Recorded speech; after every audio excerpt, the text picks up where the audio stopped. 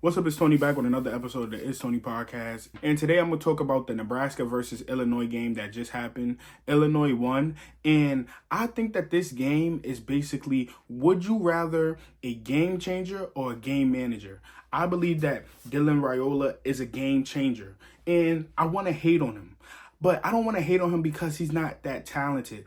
I want to hate on him because I just don't like that he is doing everything Patrick Mahomes does.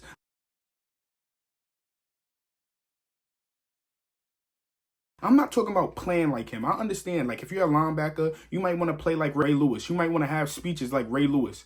But he want to do pregame celebrations and pregame rituals like Patrick Mahomes. Not only does he have the nigga haircut, not only does he wear the nigga sunglasses, he want to do the pregame ritual that Patrick Mahomes does. I understand having somebody that you look up to, somebody that you inspire to be like, but bro, copy his game, not his haircut, what he wear, what he does before the games. That's just corny to me. And I understand he's 18 years old, so maybe he idolizes Patrick Mahomes. And I guess some of you guys would say, oh, that's cool.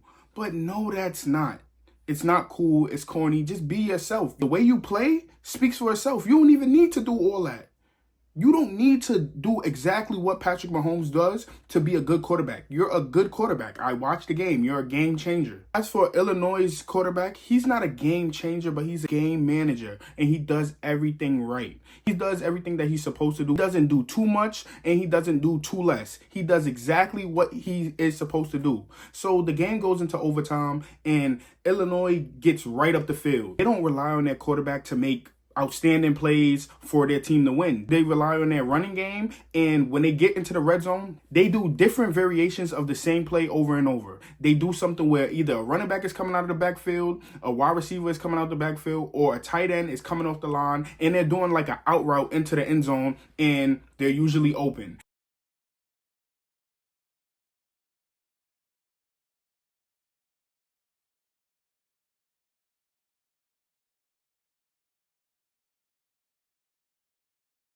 And there always seems to be a wide receiver, running back, or tight end open when they do an out route. I think that's great. I don't think that you need to do so much all the time. I don't think that you need to always rely on the talent of your quarterback to win you games. Illinois did not rely on the talent of their quarterback to win this game, and that's why they won. As for Nebraska, I can't blame Dylan Raiola for the loss. I have to blame the line. I have to blame the coaching. The line was undisciplined. So when they got the ball in overtime, the first play was a 4-star. Then the second play, Illinois' defense does a stunt and they sack Dylan Raiola. Then the next play, Dylan Raiola gets sacked again because he's pressured. He has to get out of the pocket because the line isn't protecting him. And he gets out the pocket. He tries to do too much. He doesn't throw it away. And they sack him before he could throw it away, and his knee hits the ground. Now it's 3rd and forever, and there's still pressure. The offensive line doesn't hold up. But this time, Dylan Raiola gets out the pocket, and he makes a pass, and he gets a few yards back. But it's still 4th and forever. It's 4th and like 29. The last play of the game, Dylan Raiola hikes the ball, and the offensive line lets a defender come straight at Dylan Raiola and hit him. Now, this is why I can't blame Dylan Raiola for this game. I can blame the line. The line accounted for 1 penalty that backed them up, and then they allowed 3 sacks that ended the game. What could Dylan Raiola do? But I will also blame the coaching because I understand it's 1st and 15 and you feel like it's urgent. You have to pass. But why not run? Why not try to run? And I believe that is why the conversation of a game changer and a game manager is so important. It is important because sometimes the coaching, because they know that your quarterback is a game changer, you want to rely on him more than you want to rely on your team as a whole. Then a lot of the times, game changers, because they are so talented, they rely on their talent and their skill over their fundamentals. Sometimes because you're so skillful and talented, you won't get intercepted. But then there's other times when you have a check down that you can clearly go to the check down, but you're saying, no, I want to do everything. I want to be a savior. So you rely on your talent and your skill, and then you cost your team the game.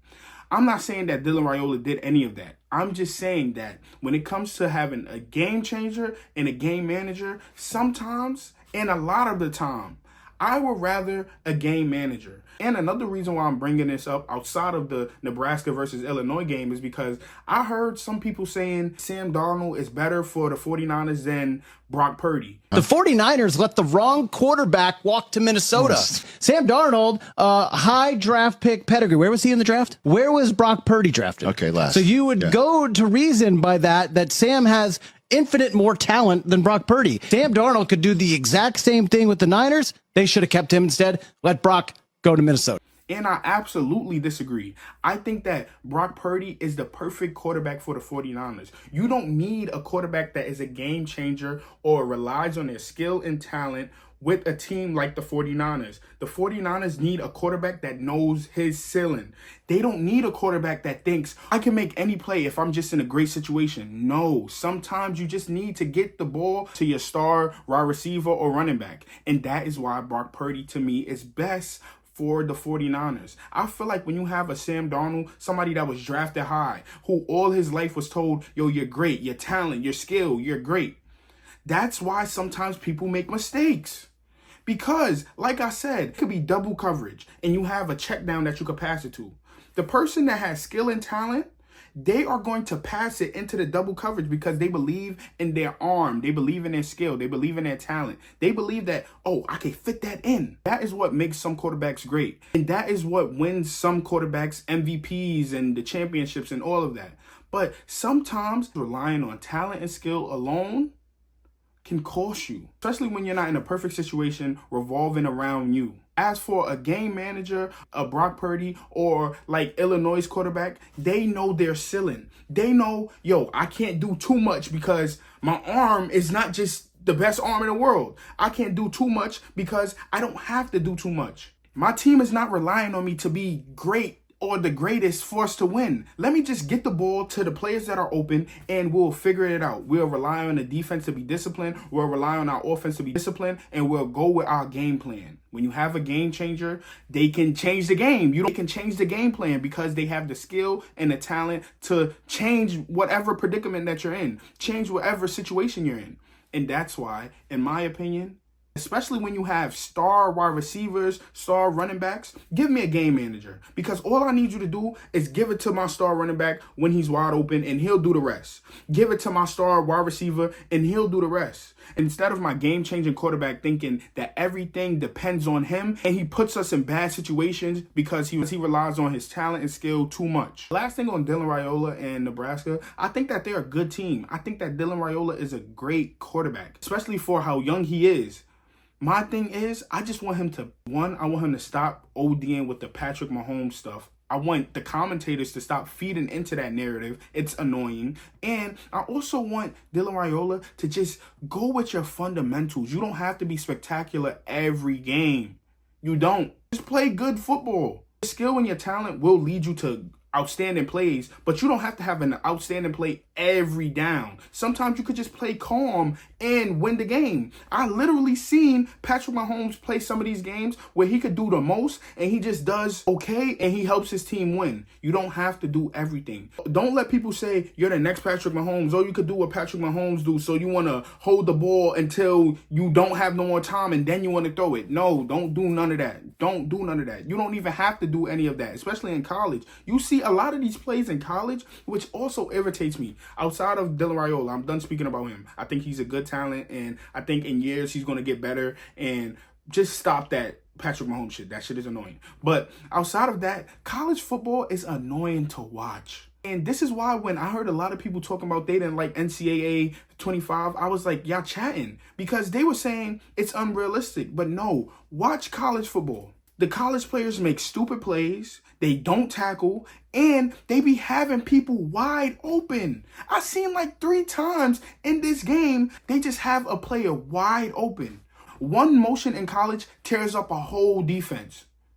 College football might be the worst football in my opinion. One motion, one player just moving in the backfield has the whole defense in disarray and they don't know where their man is at. If you ever see a team play man in college, that one motion of the wide receiver coming from the left side to the right side fucks up a whole defense. The man that's supposed to be guarding him because they're playing man, he gets stuck in traffic. He can't catch up to him. Or they do a flea flicker or a lateral, and the whole defense is just, oh my goodness, where's my man? That shit is terrible. That's why I hate college football.